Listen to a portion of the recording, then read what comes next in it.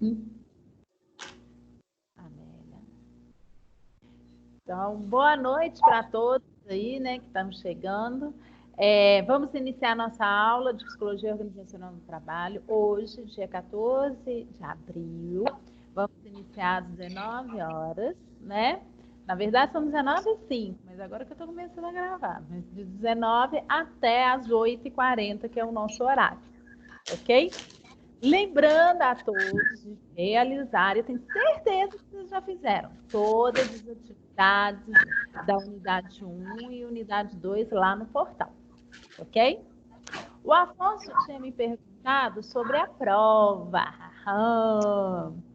Nós temos a prova aqui, né? Não é isso? Você me perguntou, Afonso, da prova? Foi. Pois é. Então, nós temos a prova aí, o que vai acontecer? Próxima terça-feira, nós não temos aula, né? Porque é feriado. É dia 21 de abril, é feriado. Então, terça-feira que vem, nós não vamos ter aula, tá? Por causa do feriado. Mas aí, na terça-feira, eu vou colocar um link do Google Formulário para vocês estar realizando as atividades, né? Que vai ser a prova. E vocês vão me entregar ela no dia 28. Então, dia 21 de agosto, terça-feira, eu vou colocar no grupo, vai estar no AVA, tá? O link da avaliação oficial, para ser entregue até o dia 28, ok? A prova vai ser questões abertas, tá? E a única questão, igualzinho a Ana já deve ter falado para vocês, né? Que qualquer tentativa de cópia da internet ou copiar a resposta do colega vai ser considerado plágio, né? E a questão vai ser zerada, tá? Vão ser poucas questões, no máximo 5 questões, no total aí, né? 5, eu não sei a distribuição, como é que eu vou fazer, vai valer 1.000 pontos. Okay? Então, cada questão, 200 pontos. Mas aí eu vou ser sincero, ainda estou acabando de fazer a prova de vocês, então eu estou colocando um estudo de caso. O estudo de caso sempre é maior, né? Então, talvez o estudo de caso vale mais ponto e as outras menos. Então, eu ainda estou organizando tudo aí. Tá? Então, respondido aí, Afonso, sobre a nossa prova. Beleza, então. Então, assim, você vai dar a prova, claro, toda a matéria que você deu até hoje. Isso. A matéria da prova eu também vou estar colocando lá no link, né? Toda a unidade 1 e a unidade 2 do livro, né? Do nosso livrinho aqui, ok? Isso, mas a gente pode, por exemplo, através, por exemplo, eu copio todos os slides, eu copio tudo. Você deu uma aula para a gente, né? Que eu lembro que uma vez você virou e falou assim: ó, eu não estou seguindo rigorosamente no livro lá, não. Eu sempre acrescento mais coisas. Sempre acrescento mais coisas. Então, assim, a gente pode estudar pelo que você ensinou até hoje. Pode, mas é bom ler o livro porque aí estuda bem bacana, né? Sempre é bom ler o livro aí, tudo, né? Não, beleza. Tá? Na última aula, deixa eu ver se tem mais recadinho. Tá. A nossa atividade, que é para ser entregue até hoje, tá? O valor dela vai ser de 600 pontos, ok? A gente estava com um valor menor, mas eu reorganizei aqui a atividade do artigo Aprisionados aprisionados pelo ponteiro do relógio, vai valer 600 pontos, ok? E eu gostaria de ouvir um pouquinho de vocês sobre esse artigo, o que chamou a atenção, o que vocês gostaram, que deu para aprender, porque é um estudo de caso, ele é verídico, ele foi feito no Hospital das Clínicas, em Belo Horizonte, lá com a equipe da área de medicina, né, voltado para a questão do trabalho. Então, eu gostaria de ouvir um pouquinho de vocês, o que vocês acharam, o que chamou a atenção, o que vocês aprenderam, se gostaram, se não gostaram. Podem abrir os microfones aí. Ninguém? Aí, tá vendo? Ah, aqui, ó. Tem gente que prefere escrever, tá de boa. Então, eu vou ler aqui as escritas, olha. O Marcos está falando, gostei bastante da ligação de toda a história do sujeito até o adoecimento, com ligação em relação à questão aí do trabalho. Bacana, né? Então, obrigada aí, Marcos. Que bom que você gostou e tudo. Professora, a Cleide. Ei, Cleide. Beleza? Ei, beleza. Então, foi muito importante esse estudo, né? Porque, para mim, na minha visão, ela só confirma que se o trabalho ele for um trabalho que traz um vínculo para o funcionário, obviamente que ele vai ser um local de adoecimento, né? E o mais importante, incrível que eu achei, foi o fato dele ter se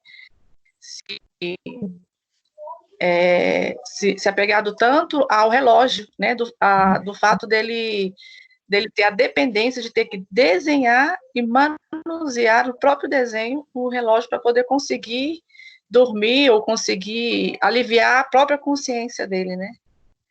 Então, para mim, isso é um fato que o trabalho que passa a ser um opressor, seja por questões da fala, por questões de pressionamento, por questões desse tipo de objeto que é colocado para o funcionário, ele sim traz um adoecimento psíquico para o funcionário, sim, né?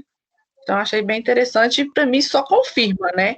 Porque lá, assim, lá no artigo, ele não fala assim, confirmado, é exato. Foi um estudo que levantou, né, o assunto, mas, para mim, é mais que confirmado, no meu ponto de vista, né? Se há esse tipo de atitude no trabalho.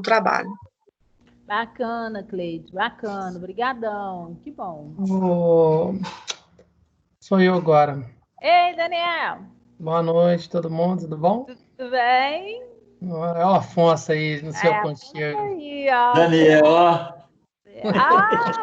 Com direito a coraçãozinho. Tá vendo, Cris? O Afonso tá Meu amigão, ele. Ele e o Sadam. E a Renata e a Jéssica, e a Cleide, todo mundo. Ô, Cris, eu queria fazer só uma colocação com relação ao seguinte: geralmente a gente vê essa questão da doença do trabalho, né? E principalmente a gente tentar procurar essa questão do nexo causal, atrelado simplesmente à questão vamos falar, da mecânica ali, do desenvolver da pessoa, a interação com o objeto, com o próprio serviço. E o artigo traz uma visão um pouco mais expandida, traz alguns conceitos de outros autores, né?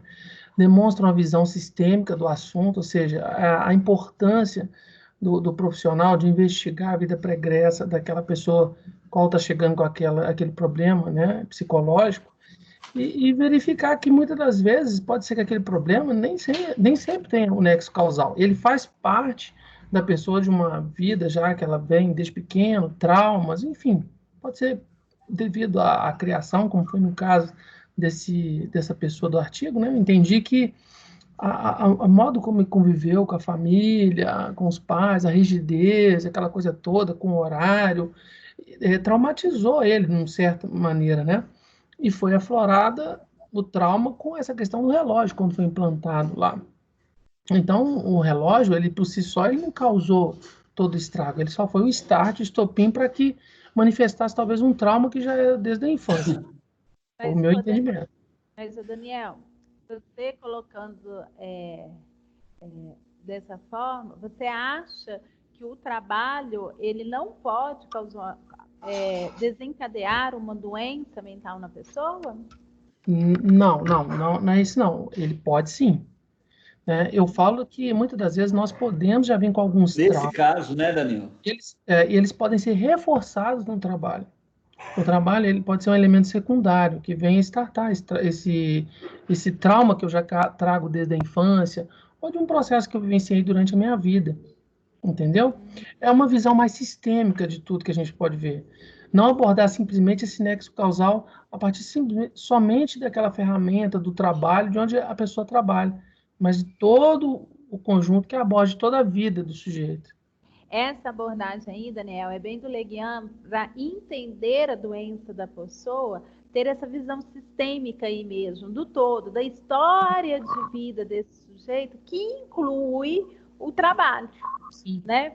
Porque muitas vezes, vocês já viram que, assim, o médico ou o profissional da área de saúde quer entender a doença pela questão orgânica, mas não tem essa preocupação de, gente, e a história de vida, e o trabalho? O que é esse trabalho, né? Ela trabalha com o quê? Talvez a doença está relacionada ao trabalho, né? Então, eu acho muito bacana isso mesmo, essa visão sistêmica, que é uma abordagem do Leguian. Buscar a história de vida do sujeito para entender a questão do nexo causal. Eu compreendi eu compreendi da forma que o Daniel falou, porque assim, desde a infância dele lá, ele muito novo, ele já começou num ritmo muito militar, vamos dizer assim, não sei se é essa palavra que encaixa aí. Bem rígida, né? Muito rígida. Na escola ele não foi muito bem, né? Ele não era lá, ele dormia dentro da sala, não tem uma parte assim do artigo, alguma coisa relacionada assim, muito cansaço e tal. Então, desde o cara já começou. E aí ele se tornou, era meio robotizado, que eu conseguia ver isso. Ele se tornou aquela coisa muito mecânica. E uma das coisas que me chamou muita atenção, lá quando você pede para a gente fazer reflexões... Ezequiel? Não há consenso. Oi? Não há consenso sobre doenças mentais no local de trabalho. E nenhum dos autores chega num consenso. Ou seja, pelo que o Daniel falou aí também, eu observei isso, não existe só no local do trabalho. Isso é uma coisa oriunda lá de trás. Então, é importante ver todo o histórico, toda a história de vida do sujeito para poder determinar alguma coisa. Bacana. Isso mesmo, gente. Que bom, então. Deixa eu ver aqui. O Marcos colocou aqui no grupo. Gostei bastante toda a história do sujeito e adoecimento. Resumi bastante o que vimos falando nas aulas anteriores. Um exemplo para ficar mais claro. Claro. O Cris. Oi, quem fala? É Renata, tudo bem? Renata, tudo bem? Tudo jóia. Eu cheguei agora, não sei se alguém já mencionou esse ponto de vista também, mas algo que eu observei no artigo foi que o rapaz, né, o Carlos, ele também parecia nunca estar 100% satisfeito nos empregos que ele arrumava, né? Ele ficava tempo no emprego, aí por motivo de, às vezes, de salário, ele saía, já pulava para outro, ele tinha um pouco de instabilidade, né, nos empregos que ele encontrava. Sempre... Até que ele ficou muitos anos em alguns empregos, né, Renata? Acho que, assim, se eu não me engano, o máximo foi 4 anos, né? Não sei se foi de garçom, me parece, que ele ficou 4 anos, mas no início mesmo, assim, quando ele começou a trabalhar fora, ele sempre tinha, assim, como se diz, uma desculpa. Por exemplo, um trabalho não era carteira assinada, no outro ele estava ganhando menos, aí o outro para ele não estava viável por algum outro motivo. Então, parece que ele... eu não sei. Foi algo assim que eu reparei que, em pouco tempo, né, ele conseguiu trabalhar em vários lugares. Ele até ficava 1 ano, 2 anos, igual teve esse último, que eu acho que ele ficou 4 anos, mas ele sempre estava pulando de um por outro, entendeu? Assim, foi algo que eu percebi, que ele ficava bem estável, assim, não ficava fixo durante tantos anos em uma empresa. Uhum. São características aí do carro, né? Mas no último emprego, realmente, ele era o que estava mais tempo, né? Sim. Bom, que bom, então, meninos, que vocês gostaram. Boa noite, professor. Quem Boa está noite. falando? Maria Delorme, cheguei agora. Ei, Maria, beleza? Filha, metrô, né? Até que chega no metrô, aquele negócio todo. Cheguei agora, boa noite. O que está rolando aí? Nós estamos falando do artigo do Aprisionados pelo Poder do Eu Relógio. enviei, só não recebeu o meu, né? Recebi, não. Quem enviou tá lá bacana. A gente está fazendo uns Tá comentários. falando do Carlos? Isso, né? É assim, dá até vontade de chorar, né? Da história do Carlos. Dele, né? É verdade. Mas eu Ele é uma história, é muito comum, se a gente lê a história, é muito comum a milhares, né, de brasileiros aí, né, que entram no trabalho e que não tem um patrão que não ouve, né, que agora passa por situações. o último emprego dele que pipocou o negócio, né? Isso. O último emprego dele foi o cume para o salto para a doença mesmo, né? Aquele espaço, né, de 1,20 por 80, e ele ali, né, tinha que estar atenção focada, né, no descer e subir de carros, aquele negócio todo, ele muito assim, perfeccionista, né, querendo dar conta de tudo, aquilo ali arrasou com ele. Agora, eu ouvi a fala da Renata antes. Eu não acho que mudar muitas vezes de emprego esteja errado. Uai, se você não está bem, se o salário não está bom, certo, bacana você partir para outra coisa. O Carlos realmente ele mudou várias vezes de emprego. Mas eu não posso brigar com o Carlos, não, que eu também mudei. É isso que nós vamos, então, continuar a nossa aula aí, Maria. Vamos falar, então, agora vamos voltar para a questão do recrutamento e seleção. Alguém mais quer colocar alguma coisa? Fechamos? Beleza. Então, esse artigo, gente, esse trabalho... Desculpa, eu posso só abrir um parêntese no que a Renata falou? Rapidinho. Pode falar, linda. Eu até entendi o que a Renata disse. É porque, com relação a ele não permanecer muito tempo em alguns empregos e justamente ele ter demorado mais no último emprego, né? É porque ele mesmo conta a história do pai, né? O pai, ele foi um pai, ele fala que o pai foi um pai bom, mas nós percebemos que foi um pai meio, um pouco arbitrário, né? Impunha, e os filhos sempre tinham que obedecer com relação às suas normas, ao que ele pensava, assim, senhor. Eu acho que com relação a essa visão, um pouco essa visão mais aberta, isso acontece até inconscientemente com a gente, na busca de algo na nossa vida, né? A gente sempre busca aquelas características da qual nós vivemos no passado com a família, o que a gente viveu. Inconscientemente, a gente acaba buscando as mesmas características, e talvez ele permaneceu mais tempo nesse emprego e ficou mais confortável, mesmo sofrendo, é porque ele conseguiu, como é que é a palavra? Ele encontrou ali a característica dele se sentir confortável do que ele viveu no passado com o pai antes, né? Inconscientemente. Apesar de ter sido ruim, de ter sido um trabalho que foi arbitrário, que levou ele a adoecimento, que foi a última gota do copo, não foi o que levou, mas o que proporcionou, né? Então, às vezes, isso acontece, sim, inconscientemente, né? Era isso. Não, bacana. Isso mesmo, Cleide. Obrigada. Foi isso que eu imaginei. Porque, assim, é igual a Cleide pontuou, inconscientemente, às vezes, pode ir gerando frustrações para ele, e isso talvez até não daria nenhum problema emocional para ele, até coloquei aí no grupo. Porém, como ele teve, né, esse problema maior no último emprego, pode, não sei, é o meu ponto de vista, ter transformado tudo em um problema só, onde trouxe para ele essa demanda, né, para ele a ponto de chegar a procurar um profissional, de acontecer com ele o que aconteceu. Eu levei muito por esse lado, mas não sei, né, foi minha percepção. Meninas, olha só, é um estudo de caso e que nós também acabamos vendo de acordo com as nossas visões, linhas, né, que a gente prefere aí tudo. Na psicologia, tá? Não é na psicanálise, nós falamos muito, tem um autor chamado Politzer. Politzer é um autor que ele traz uma crítica à questão da psicanálise. Tem um livro dele que chama Críticas à Psicanálise de Politzer. Só para contextualizar aí a história de Politzer, Politzer, ele era um pesquisador, um estudioso, que morreu aos 33 anos ou 31 anos num campo de concentração. E até ele morrer nesse campo de concentração, ele produziu muito e era muito crítico. E ele trouxe para nós, tá, uma questão que em vários artigos fala que é da concretude.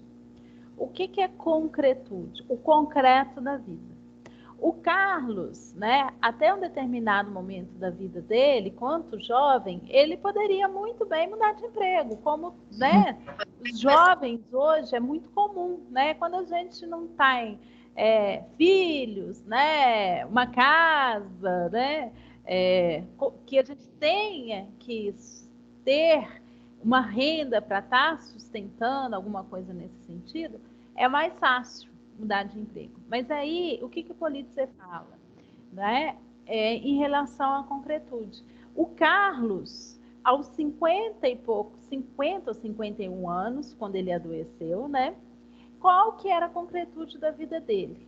Era um senhor de 51 anos, com ensino fundamental incompleto, trabalhando como porteiro e aí com filhos menor de idade para sustentar. Se ele saísse desse emprego, né, qual que é o concreto aí na vida do Carlos? O mercado não ia absorvê-lo com o salário que ele tinha. Porque, assim, para porteiro, né, o mercado exige no mínimo ensino médio, ele não tem.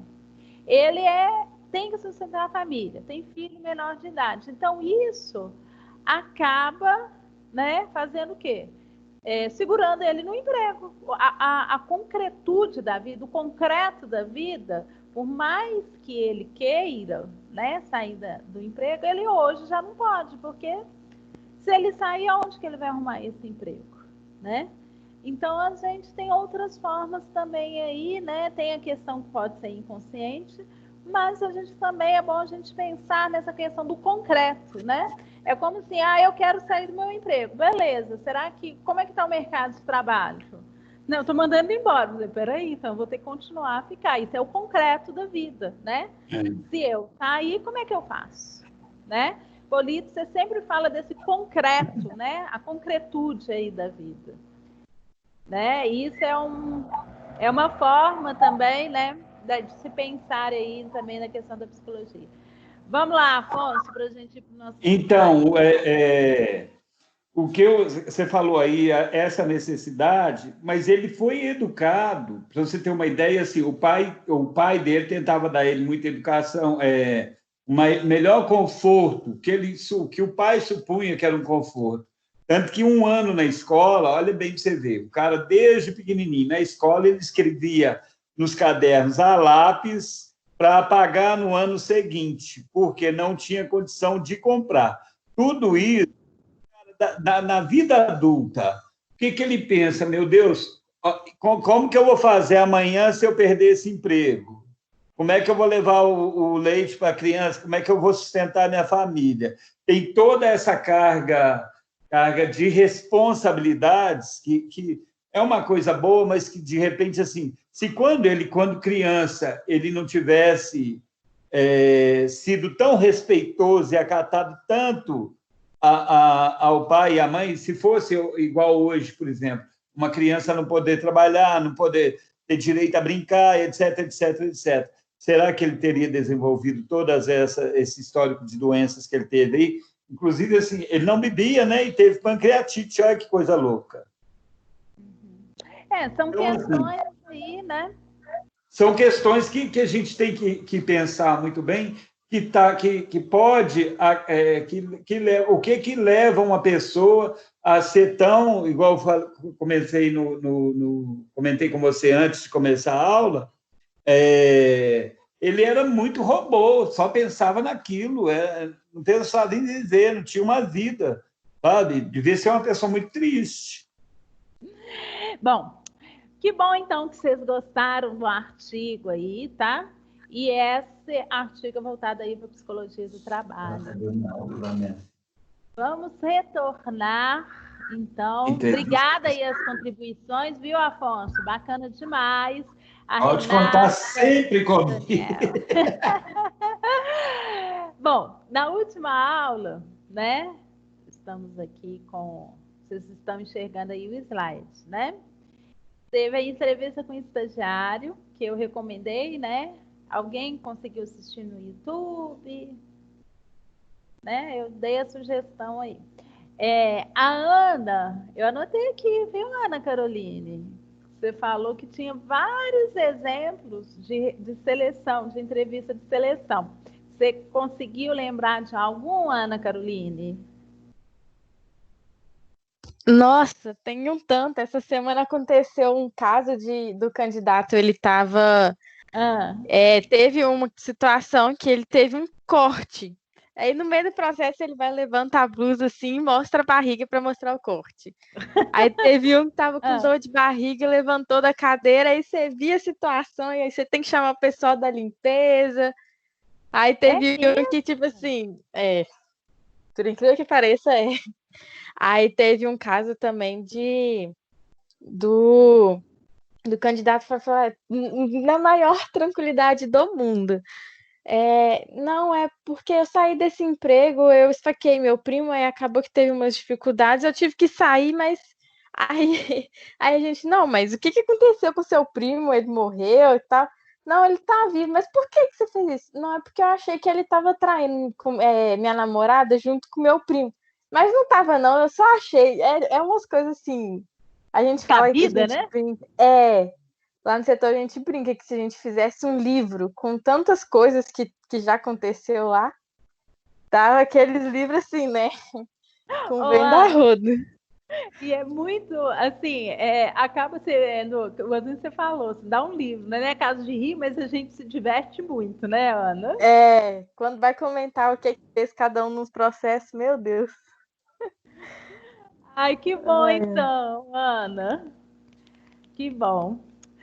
Bem, vamos continuar aí. A Amélia falou que assistiu o vídeo. Gostou, Amélia? Da entrevista com o estagiário? Depois você responde aí para nós, né? Bom, para entrevista, Tem gente... muito, Cris. Deu para rir um tanto, não deu, Amélia?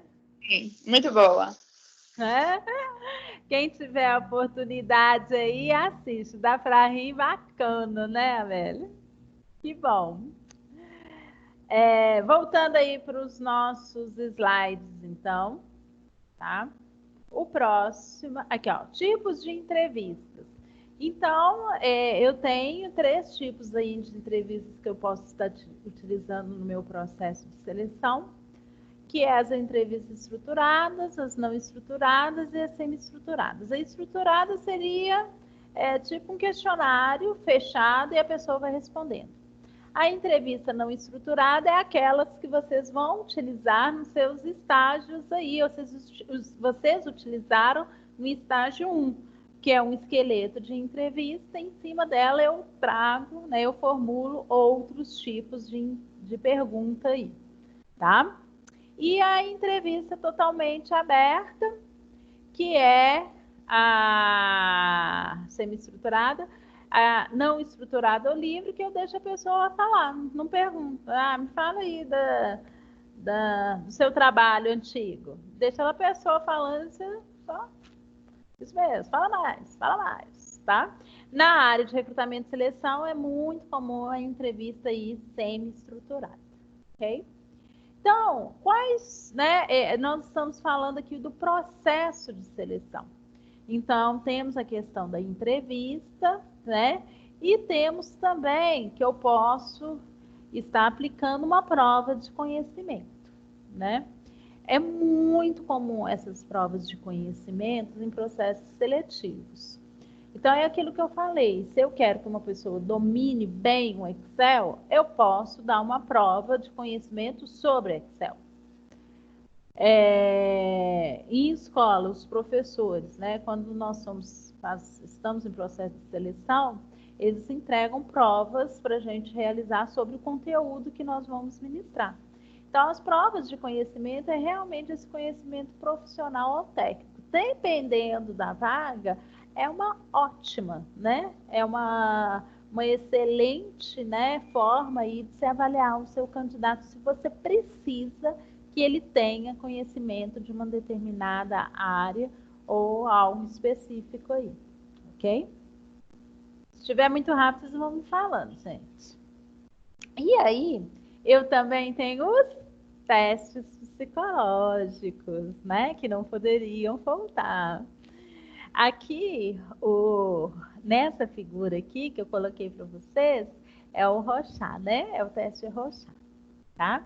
Mas aí a gente também tem vários testes que podem ser utilizados no processo de seleção. Então, eu tenho teste de atenção concentrada, teste de inteligência, de personalidade, ritmo de trabalho, N testes. E o teste, no processo de seleção, ele também é um instrumento, né? Que quando bem utilizado, ele nos traz benefícios bacanas aí, tá? Tem uma autora chamada Suzane, que vocês devem ter visto em Medidas 1 com o Luiz, que ela acaba comparando, né, os testes psicológicos ao martelo, né? O martelo é um instrumento, o teste psicológico também é um instrumento. Se bem utilizado, vai fazer, né, só tem coisas boas, né, a serem acrescentadas aí, tá? Então, temos também no processo seletivo o uso de testes psicológicos aí como uma ferramenta para eu conhecer um pouquinho mais o candidato. Dúvidas, meninos? Podemos ir adiante? Tranquilo? Segue o baile. Beleza. Né? Deixa eu ver aqui. A Renata também assistiu e achou o cara muito folgado lá, né, Renata? Do Entrevista com o Estagiário. Ele é folgado mesmo. Bom, outra técnica para seleção, eu tenho a técnica de simulação. O que é isso, né? É muito utilizada, como assim? Pode ser dinâmicas de grupo, né? Para a gente entender um pouco mais o comportamento dessa pessoa, ou provas de situacionais mesmo, tá? Tipo, né? Olha, na área de venda comercial, sábado nós não realizamos trocas. Se um cliente chegar para trocar uma calça no sábado, o que você faria? São situações que eu posso passar para esse candidato e para ver o tipo de resposta que ele dá a essas situações aí, tá? As técnicas de simulação é muito bacana, a gente pode estar utilizando aí, né, em vários momentos aí, no qual eu preciso tomar uma decisão em relação a candidatos e tudo, ok? Então, as provas situacionais... Cris, Oi. Afonso, um exemplo dessa simulação para um candidato que está concorrendo a uma vaga de emprego para vendas, né? Nós não trocamos. Se, por exemplo, virar e falar assim, eu vou olhar primeiro o cadastro do cliente para saber se é um cliente que compra sempre, etc, etc, etc, etc. Porque ele vai ficar... ou então, essa seria uma resposta. Ou então, não vou trocar porque é uma norma da empresa. Uhum. Qualquer tipo de resposta, o que nós vamos avaliar aí é como que essa pessoa lidaria com esse tipo de situação, né? Eu chamaria o gerente. Não, eu não trocaria porque não pode, né? Eu iria olhar o que ele faz. Então, eu vou estar avaliando o comportamento dele diante de uma situação difícil. Se condiz aí, se ele fica inseguro, se ele tem iniciativa. Fala nada, né? Né? Então tá, entendi. Nesse sentido aí, vale a pena, tá? Então, é a mesma coisa, né? Eu tenho que contratar um motorista. Bacana, eu posso falar o que para o motorista? Então, entra aí no carro, vamos dar uma volta para eu ver como é que ele dirige, tá? Isso são técnicas utilizadas aí na área de seleção que nos facilita muito. A dinâmica de grupo é aquela que envolve, né, uma atividade lúdica. A dinâmica de grupo sempre está relacionada à questão lúdica, no qual eu posso avaliar relacionamento, trabalho em equipe, liderança e por aí vai. Se eu tenho aí uma quantidade de candidatos suficientes, eu também posso fazer uma dinâmica de grupo que, diferentemente dos testes, né, e a técnica de simulação também, né, diferentemente dos testes, o custo é bem mais baixo. Teste tem um valor, né, tem um custo, porque eu tenho que comprar os testes, eu tenho que corrigir, eu tenho que fazer um laudo, então leva um pouco mais de tempo aí, ok? O psicodrama é tipo um teatro, né, no qual o candidato vai se expressar, né, através de sentimentos, valores e emoções. É menos utilizado na área de seleção, ok? Dúvidas, então, gente, porque aí a gente encerra a questão, né, do recrutamento e seleção. No livro, se vocês abrirem o livro aí, né, eles vão falar aí nessa questão da seleção de uma forma rápida, né, explicando um pouquinho aí o que é essa seleção e tudo. Aqui eu, né, optei por colocar mais informações, pelo menos para vocês terem uma visão aí mais geral de um processo de recrutamento e seleção. Ok? Dúvidas? Encerramos? Bacana? Quem se interessa por essa área, né? Eu aconselho. Oi.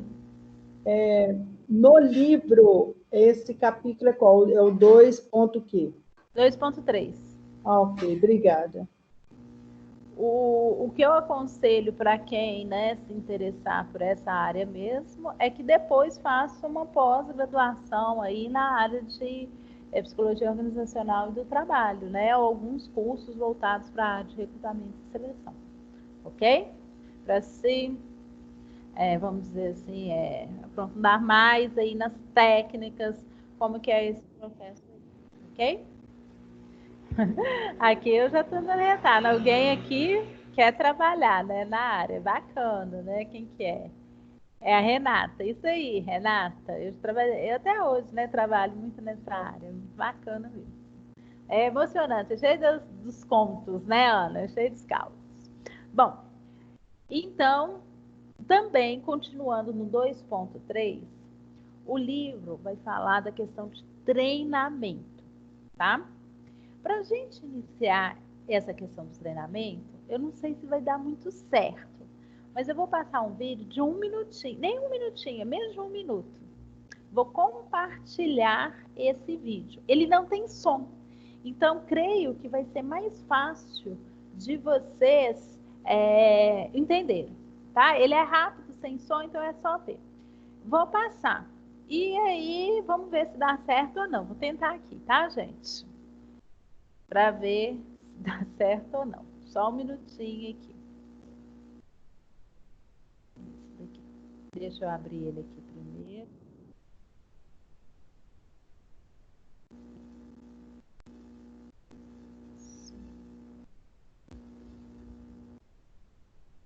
Só um minutinho.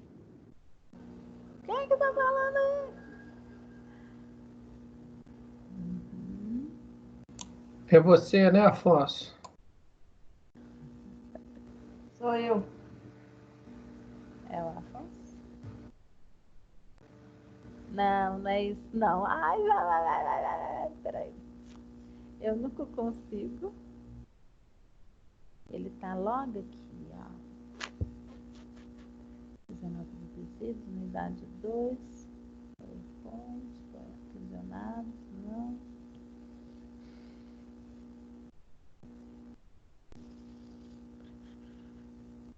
Acho que eu não vou conseguir, não. Deixa eu ver aqui se eu... Ah, porque ele tá... Calma que dá certo. Pode falar? Pode. Horário? Eu queria que os meninos, alguém aí, me desse notícia do Alexandre. Eu não vejo ele participar de aula nenhuma, estou sentindo falta. E aí, cadê o Alexandre, gente? Hashtag volta, Alexandre. Alguém tem notícia dele? Ninguém tem notícia do Alexandre? Jesus! Saudade do amigo. Ô, gente, eu não consigo compartilhar, não. Tem aqui perguntando, quem que é esse Alexandre? Tem gente que não conhece Alexandre, não, viu? Não consigo compartilhar o vídeo. O ruim aí, né? Ai, dá raiva, né? A gente está à distância e não conseguir fazer. Meu computador aqui, ele não reconhece o vídeo.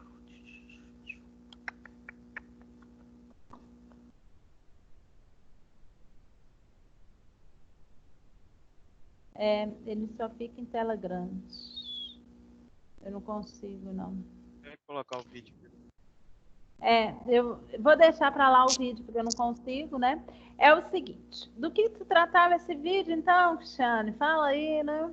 É um vídeo que vai falar sobre treinamento. Era um vídeo que eram várias imagens, né? Para a gente identificar se era falta de treinamento ou se era falta de atenção. Era um vídeo bem rapidinho, assim, para a gente iniciar esse tema aí. Mas eu não consegui, não. Meu computador aqui. Você já tentou colocar ele pelo YouTube?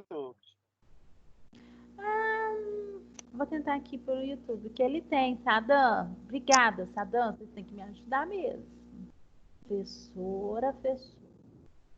Porque aí pelo YouTube eu acho que eu consigo. Eu busquei ele, foi no YouTube. Tá.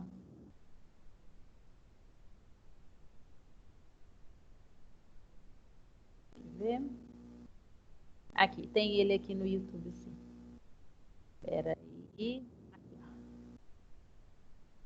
Acho que agora eu consigo. Obrigada, viu, Sadam? Você brilhou, obrigada. Deixa eu tirar. Aqui, ó. Vocês estão conseguindo compartilhar, né, a tela aí? Então, eu vou dar play. Vocês vão identificar para mim se é falta de treinamento ou se é falta de atenção, ok? Vamos ver se dá certo.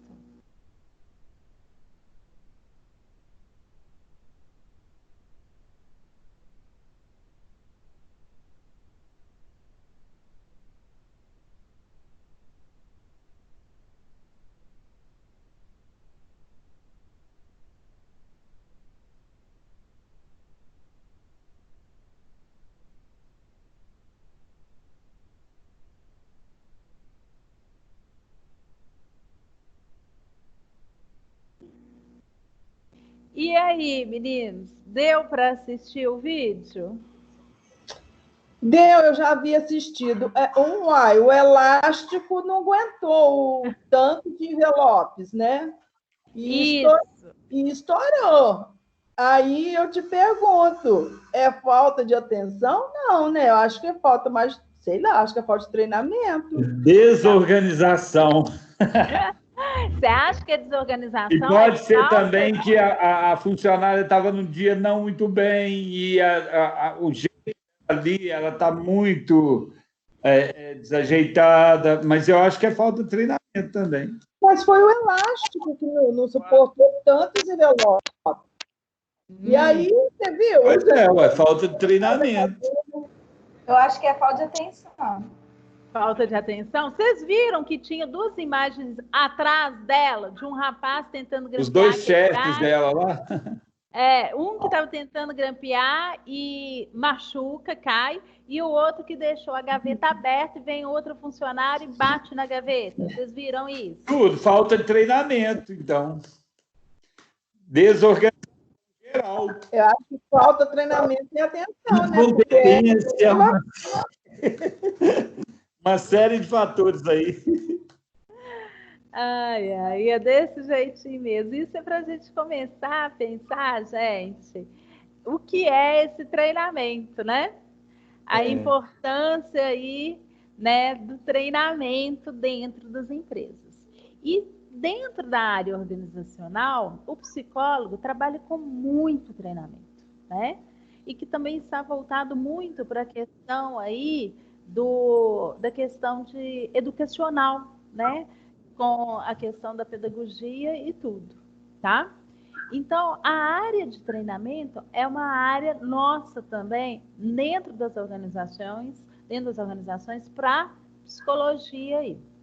E aí, né, por isso que eu trouxe, é treinamento ou falta de atenção, né? Aqui nós temos, né, vocês vão ver que o treinamento na área organizacional, ele vem como treinamento e desenvolvimento.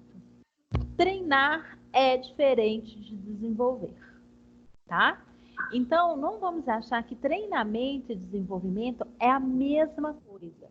Não é, tá? São conceitos diferentes, ok? Então, enquanto treinamento é uma aquisição sistemática de atitudes e conceitos, conhecimentos, regras, né? O desenvolvimento já é um aprendizado mais global de crescimento individual. Se o treinamento é um processo educacional de curto prazo, o desenvolvimento ele já está relacionado a um desenvolvimento de habilidades de longo prazo. Então, treinamento, nós temos que estar atentos justamente quando eu tenho que treinar uma pessoa a trabalhar no Excel. É um treinamento para uma ferramenta com um determinado tempo e determinada habilidade a ser adquirida, né, depois desse tempo. O desenvolvimento ele é mais amplo, é uma mudança comportamental. Então, eu quero formar um líder. Então, eu não vou falar que eu vou treinar uma pessoa para ser líder. Eu vou desenvolver essa pessoa para ser líder. Então, o treinamento, ele é mais pontual, tá? E o desenvolvimento, ele é mais comportamental. Esses slides já estão lá no AVA, tá, gente? Estão lá no encontro 7 e no encontro 8, ok? Então, é uma primeira questão aí para a gente diferenciar o que é treinamento e o que é desenvolvimento. E também tem a questão da educação, tá? O que é chamada educação corporativa? É um processo aí de cursos, né, de capacitações voltadas para a organização, para que as pessoas dentro dessa organização tenham conhecimentos pertinentes à realidade dessa empresa. Então, a educação, que a gente chama aí de educação corporativa, né, justamente são estratégias na área de educação, com cursos, capacitações, voltados para a educação dos funcionários, clientes e fornecedores dentro daquela empresa. Ficou claro aí essa diferença entre treinamento, desenvolvimento e educação? Né? Eu acho que é uma questão aí da gente saber distinguir bem quando alguém fala treinei e quando eu falo desenvolvi uma pessoa. São conceitos diferentes, apesar que a nomenclatura é a mesma. Treinamento e desenvolvimento. Ficou claro? Então, o treinamento é para aperfeiçoar todo o pessoal, né? Faz um treinamento para conhecer a empresa, tudo mais, as diretrizes, etc. E o treinamento é que vai contribuir para o desenvolvimento. Sem não vai ter um bom desenvolvimento. Não, o desenvolvimento é o capacitar de desenvolver nessas pessoas comportamentos, atitudes ao longo do tempo. Se o treinamento ele é mais pontual a curto prazo, eu vou fazer um treinamento de ambientação. Olha aqui é a sala, aqui é o banheiro, né? Aqui funciona assim, né? A missão, visão e valores da empresa. Ok, é um treinamento.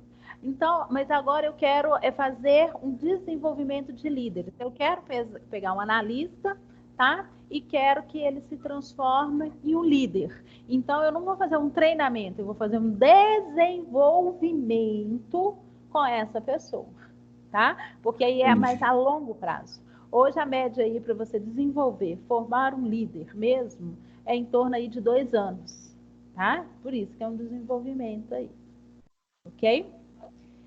Tem Ok. aqui na WhatsApp, deixa eu ver aqui o pessoal faz. Um exemplo de treinamento em empresa é SNRs, isso mesmo, Marcos, tá? Já desenvolver é a longo prazo. Muito bem, bacana. Então, tem uma diferença aí entre o desenvolvimento, treinamento e desenvolvimento, ok? Aqui eu coloquei para vocês, de uma forma resumida aí, tá? Um processo, as etapas do treinamento. Esse é muito conteúdo, né? Para um capítulozinho só aí, né? Se a gente fosse ver isso aí, a gente precisaria de muito mais tempo, tá? Então, eu vou passar realmente de uma forma rápida aí para a gente entender como é que funciona um treinamento dentro de uma empresa, tá? A primeira coisa que nós temos que fazer antes de iniciar um treinamento é verificar as necessidades desse treinamento, tá? Até aqui no outro slide, eu falo o seguinte. Com um problema bem identificado, Einstein falava isso. Você terá 50% de chance no acerto de sua resolução. A necessidade de treinamento está entre o nível de eficiência atual e o nível de eficiência desejada. O objetivo principal é eliminar essa diferença, esse gap aí. Sendo assim, a primeira etapa é diagnosticar quais são as reais necessidades de treinamento para minimizá-las ou até mesmo eliminá-las. Por isso que a primeira etapa aqui, né, do treinamento está relacionado à definição das necessidades de treinamento. Então, como Cris, Oi. Então, volta lá no outro que você estava. Você leu aí sobre aqui. Isso. É um exemplo. Uma empresa bater metas, né? Normalmente as empresas trabalham muito em cima disso. Então, costuma ter até contratar outras empresas para dar esses treinamentos, enfim, né? Para que consiga bater meta e ter uma produção boa. Então, tá aí. O objetivo principal é eliminar a diferença. Nesse mês, eu quis ter eu bati uma meta, ficou 10% além do que eu queria, né? Eu queria R$100, eu consegui só 90. Vamos dizer, no mês que vem também, mesmo com todas as condições, tal.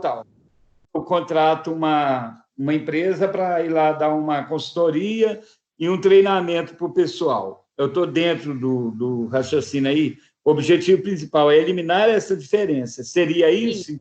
Isso. O treinamento seria alcançar objetivos.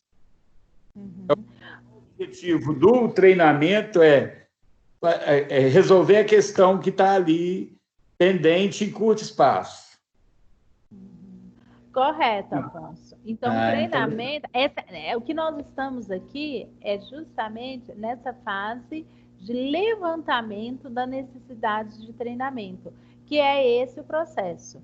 Se eu tenho, né, vamos supor lá, olha, eu tenho uma equipe de vendas que eles não estão conseguindo atingir a meta.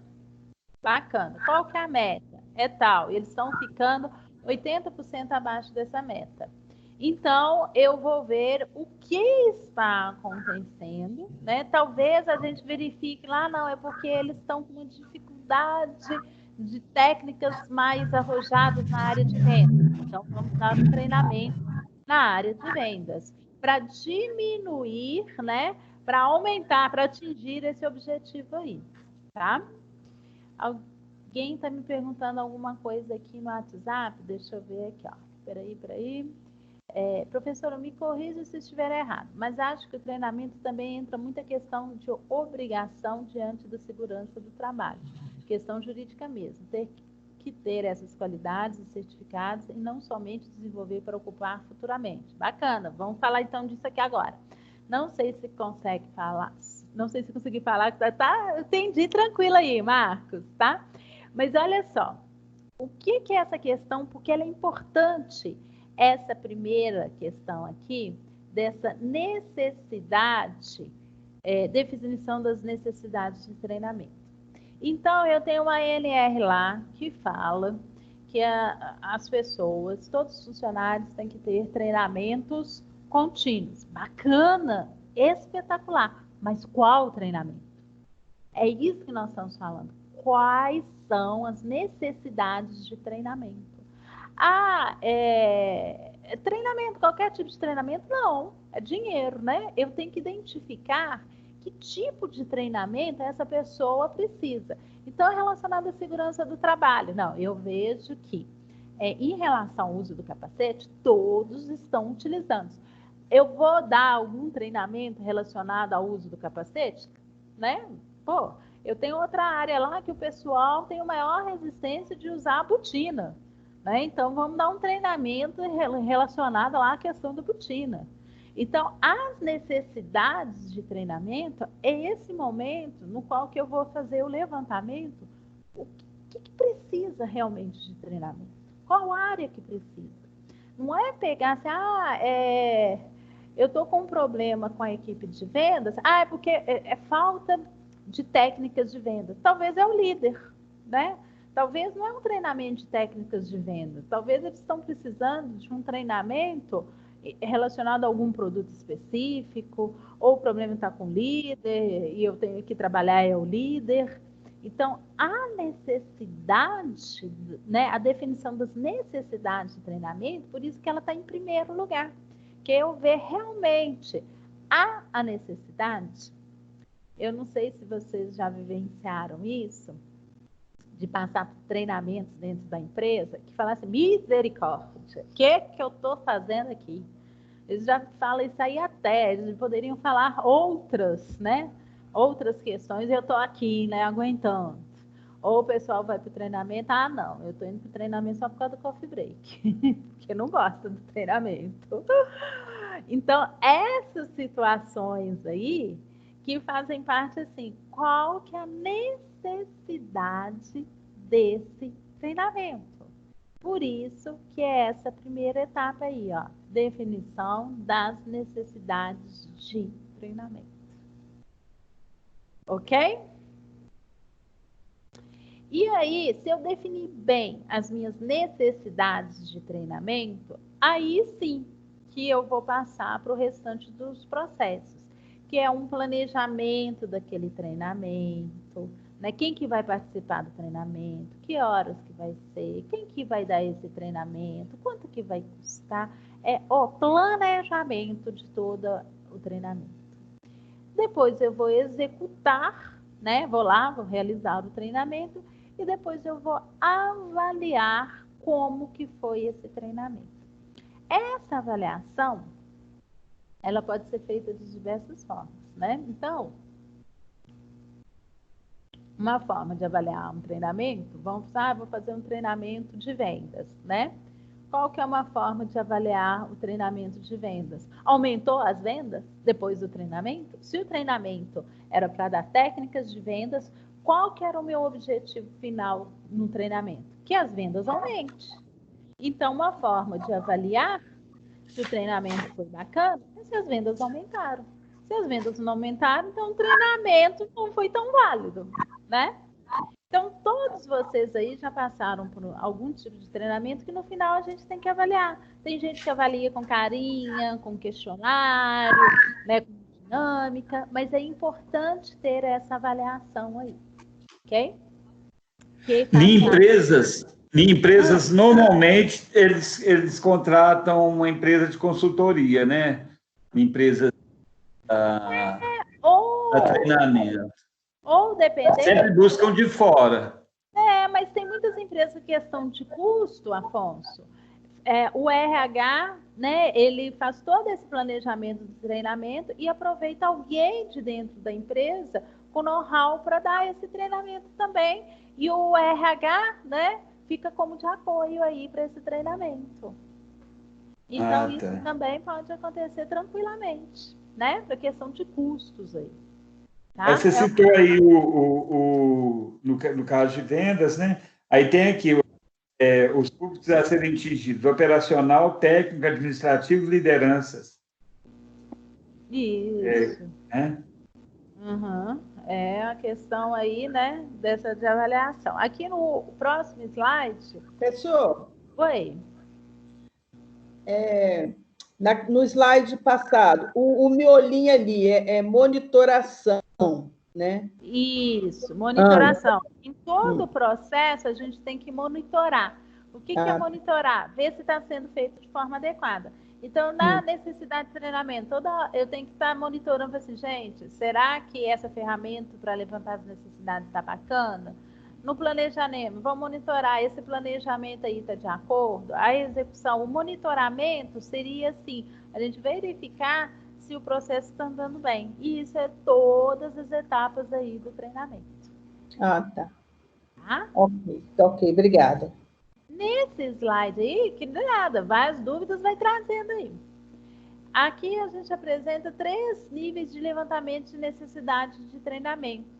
Eu tenho o levantamento de necessidade de treinamento da organização, tá? Que está mais voltada aí para as condições ambientais.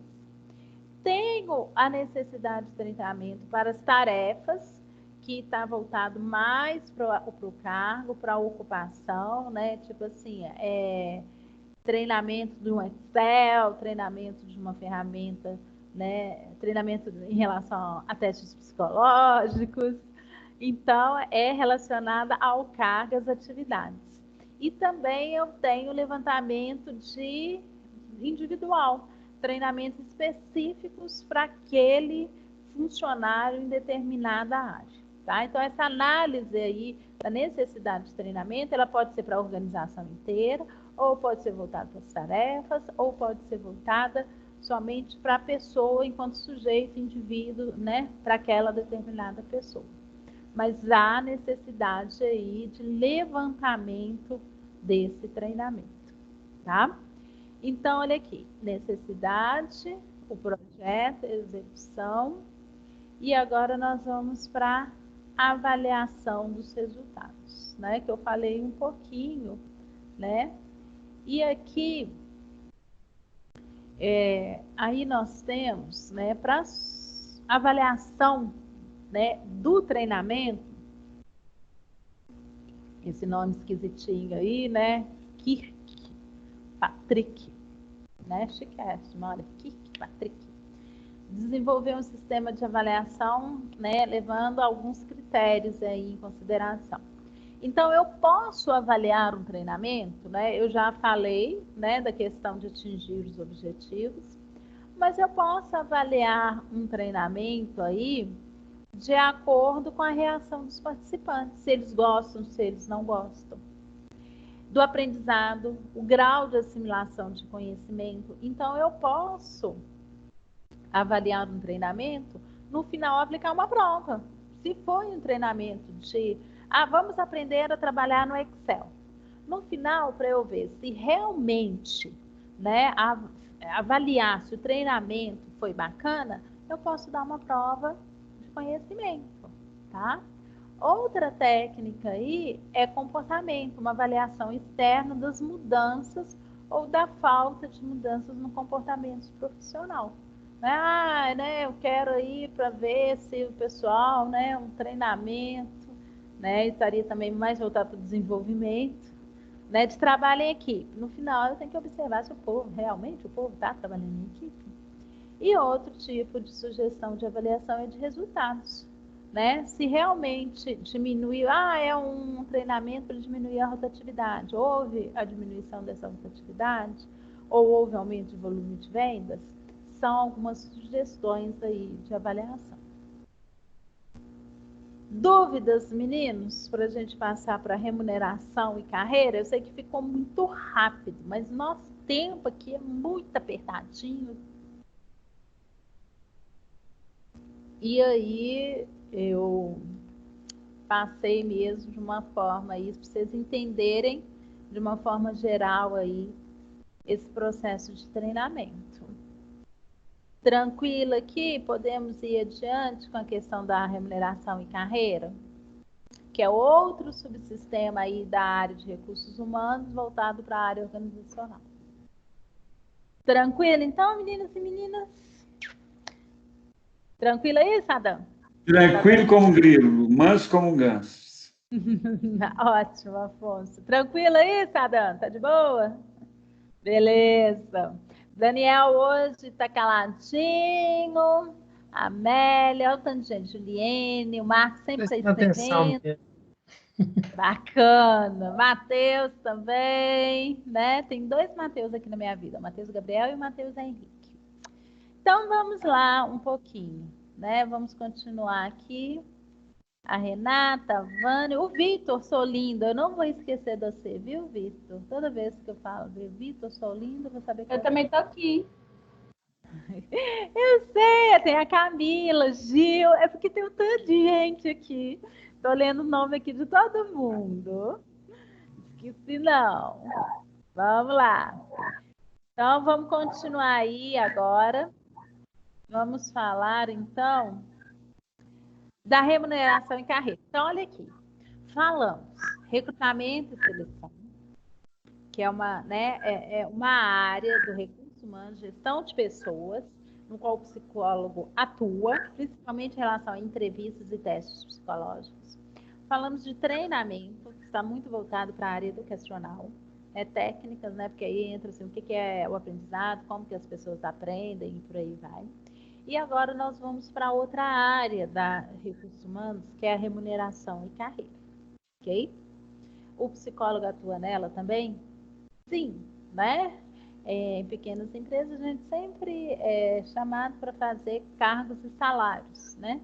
Não é algo específico da psicologia, não, tá? Mas é algo primordial na área de recursos humanos, ok? Bom, e aí nós temos aí algumas definições do que, né, de conceitos aí. Então, quando a gente fala de cargos, né, toda vez a questão da remuneração e da remuneração antes do processo de recrutamento e seleção tem que estar bem definida, porque como é que eu vou selecionar se eu não sei quanto que eu vou pagar, tá?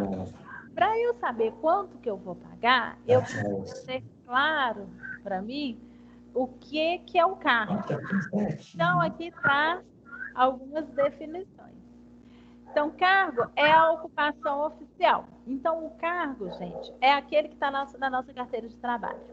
É aquele que consta lá no Ministério do Trabalho, né? Então, o cargo é a nomenclatura que eu estou exercendo lá na empresa. Ok? Então, assim, analista de recursos humanos, psicóloga, professora, auxiliar administrativo, são cargos. O que é uma descrição de cargos? Então, na área da remuneração e de carreira, nós temos que saber o cargo, que é a nomenclatura, e eu tenho que saber descrever um cargo. A descrição de cargo, aí está, né, o que a Renato já fala, que é um documento escrito que identifica, descreve, define um cargo em termos de deveres. Então, a descrição do cargo é um documento onde eu vou colocar todas as atividades, todas as características, tudo que compete àquele cargo. Então, vamos supor lá, uma descrição de cargo de um psicólogo, né? Vamos descrever fazer uma descrição aí de cargo de um psicólogo. Então, eu vou descrever lá assim, quais as atividades que ele vai realizar. Então, vai ser um psicólogo na área clínica, vai fazer atendimento aos clientes, realizar a confecção de documentos psicológicos, né? Vai utilizar a aplicação de testes. Então, eu vou descrever todas as atividades que se faz dentro daquele cargo. E eu tenho também, né, avaliação de cargos, que é o processo para o qual você aplica os critérios de comparação de cargos, né? Então, eu vou ter várias técnicas para avaliar os cargos. Diante de todas as características desse cargo, E diante de toda a característica desse outro cargo, eu vou comparar e vou avaliar esses cargos, para depois fazer a classificação, colocar eles em ordem aí hierárquica, tá? Então, eu avaliei os cargos. Vamos por assim, um analista de recursos humanos e um gerente de RH. Então, o gerente de RH, ele tem mais atividades, corresponde mais competências aí necessárias, então a classificação de cargos. O coordenador de RH está acima do analista de RH, tá? Eu classifiquei os cargos. E por último, é o salário, quanto que eu devo pagar para essa pessoa. Então, quando a gente fala de remuneração, tá? Nós temos, dentro da área de recursos humanos, estar atento para essas definições aí, que, né, observando bem, não tem nada, né, que corresponde à psicologia. São questões bem mais estatísticas, questões bem mais administrativas, né, do que psicológicos aí, né? Vamos falar assim, ok? Quem quiser falar aí, Afonso, se quiser falar alguma coisa, libera o microfone aí, tá? Quem quiser falar, só liberar o microfone. Bom, continuando aí, estamos finalizando, né? A questão também eu falei aí do salário. Salário nominal é aquele que é da carteira de trabalho, né?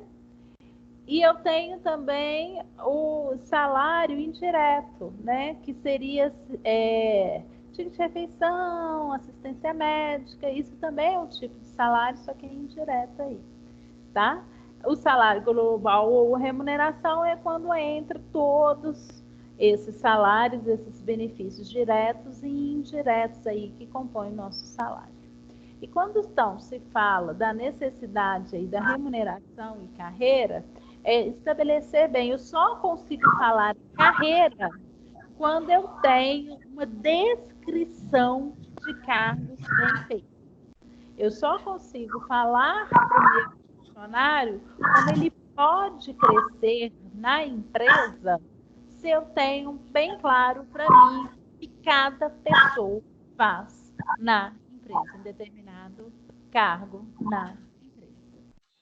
Tá? Dúvidas, meninos? Porque aí, aqui pelo livro, né, são áreas de recursos humanos que a gente precisaria aí de muito mais tempo para a gente falar de todos os detalhes. Então, essa questão de remuneração e carreira aí no livro é só a mesma questão de conceitos principais, mas ainda tem muita coisa que a gente, né, pode estar estudando e tudo, ok? Mas aí a gente finaliza a 2.3. E eu gostaria de ver com vocês dúvidas. Quem tem dúvidas? Quem que gostaria de colocar alguma coisa? Eu queria colocar o seguinte, nós vamos pegar até aqui então, né? 2.3, nós vamos estudar isso para a prova. Isso, unidade 1 toda para a prova. Vocês vão estudar a unidade 1 toda e a unidade 2 toda, tá? Ah, perfeito. Então, o conteúdo da prova é a unidade 1 toda e a unidade 2 toda. E quando vai ser a prova? Ok. A prova eu vou estar liberando o link para vocês do Google Formulário na próxima terça-feira, dia 21. Vou liberar lá no portal, né? Lá no AVA, e vou também colocar lá no grupo para vocês, ok? E aí, eu vou liberar esse link dia 21. E vocês vão ter até o dia 28 para fazer essa atividade, essa prova, tá? Meninos, lembrando o seguinte, que é prova. Se passar do prazo, tá? É segunda chamada. Não tem como fazer depois desse prazo, ok? É prova, tá? É uma prova assim, ela vai ser individual, mas vocês vão ter uma semana para fazer ela. É tranquilo, tá? Ô, Cris, Nós vamos poder, então, porque você falou assim, ó, não pode copiar de link nem nada, mas eu posso... Não pode copiar do Google. Pegar lá no Google, copiou, colou. Aí eu vou Não. zerar. Tá. Mas eu posso, por exemplo, eu vou estudar aqui. Você faz uma pergunta. Deixa eu vir aqui aleatoriamente. Deixa eu ver.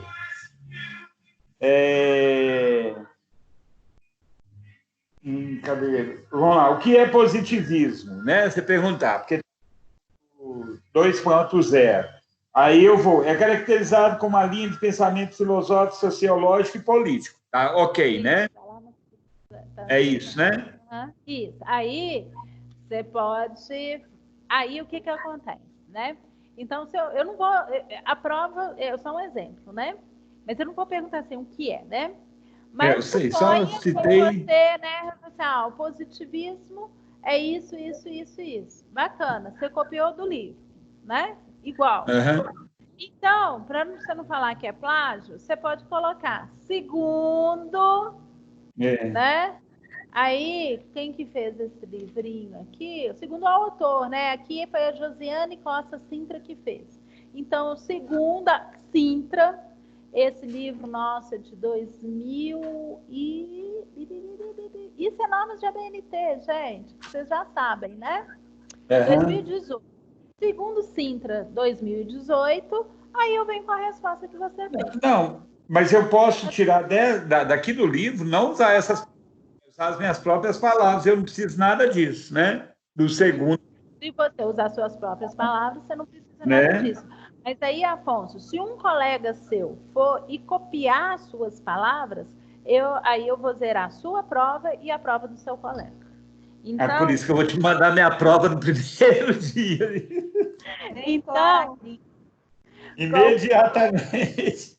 Qualquer cópia de colega ou da internet, a questão vai ser zerada. Vão ser no máximo 5 questões, viu, gente? No máximo 5 questões. Não, beleza, tranquilo.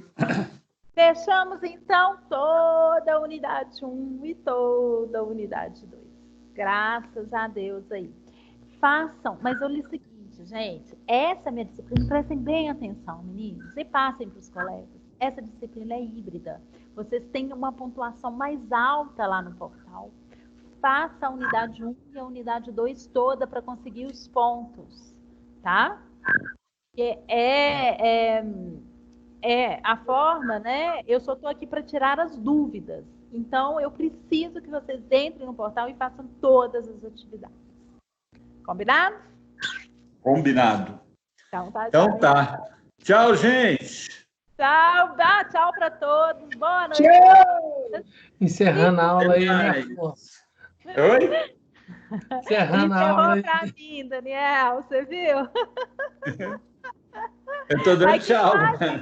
Se vocês quiserem, pode ficar, ué. Olha o Daniel, gente, a imagem dele. Olha onde o Daniel tá. Vê? Olha que chique. Gostei dessa imagem aí no fundo, viu, Daniel? Tá vendo? Colocando plano de fundo. Tá chiquérrimo. Oh, chique. Meninos, beijos para todos. Obrigada. Obrigado, Cris. Fica com Deus. Obrigado, tchau, gente. Cris. Boa noite, Cris. Tchau. Obrigadão aí. Beijo. Até a próxima. Até a próxima, se Deus quiser. Alô.